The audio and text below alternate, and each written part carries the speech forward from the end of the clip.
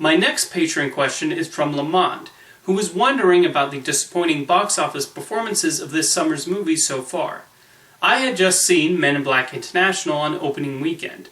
Even though 2019 has so far been a rough summer for sequels, Avengers aside, do you think the disappointing failures of MIB International and Shaft had something to do with Toy Story 4 coming out the following week? That is an excellent question. It's been an interesting summer at the box office, and probably not in the way Hollywood studios would like.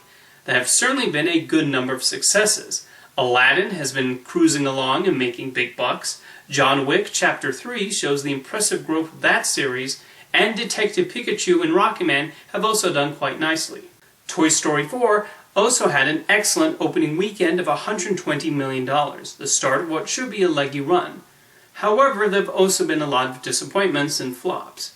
Godzilla King of the Monsters and Men in Black International have had to rely on foreign grosses to potentially turn a profit. The Secret Life of Pets 2 has seen a massive drop in attendance from its predecessor, and let's just say nobody will be getting a Christmas bonus for Dark Phoenix and Ugly Dolls. What's going on? I think the idea that audiences are saving their money for Toy Story 4 and other potential blockbusters is certainly a plausible one. Going to the movies has gotten a bit more expensive this decade, which might cause viewers to be more choosy about what they go to see.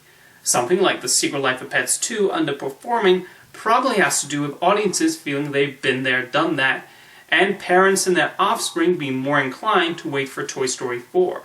And it's not just Toy Story families are potentially looking forward to. Audiences have grown to trust and anticipate every new Marvel Cinematic Universe entry, and Spider-Man Far From Home is right around the corner.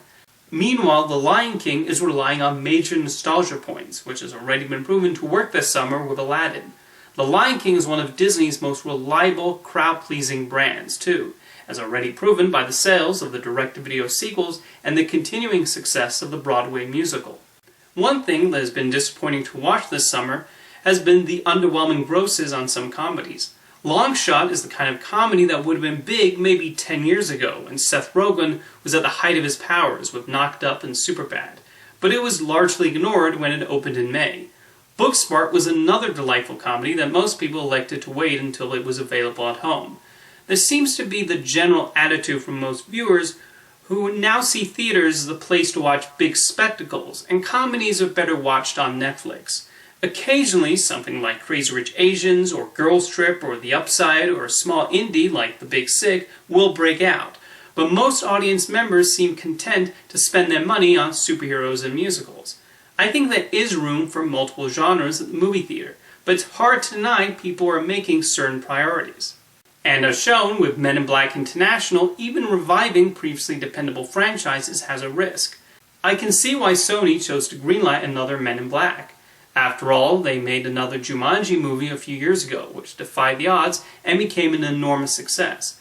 They probably thought that magic would strike twice, especially with Chris Hemsworth and Tessa Thompson having previously shown themselves to be a winning pair.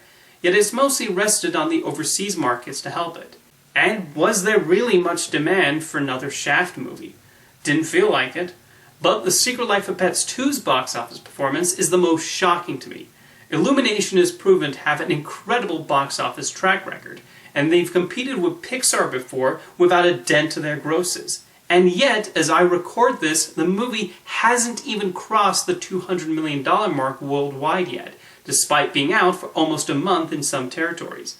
I guess the Secret Life of Pets brand just was not strong enough to sustain itself for more than one film. That can happen. Of course, the most likely cause for any film to not do well is audiences just didn't care. Nothing about Dark Phoenix's marketing seemed to excite people despite the X-Men franchise being popular before. And with all due respect to Ugly Dolls, maybe the time had long passed to give those toys the cinematic treatment. Of course, we still have 2 months of the summer movie season to go, so let's see what happens. Thank you for your question, Lamont.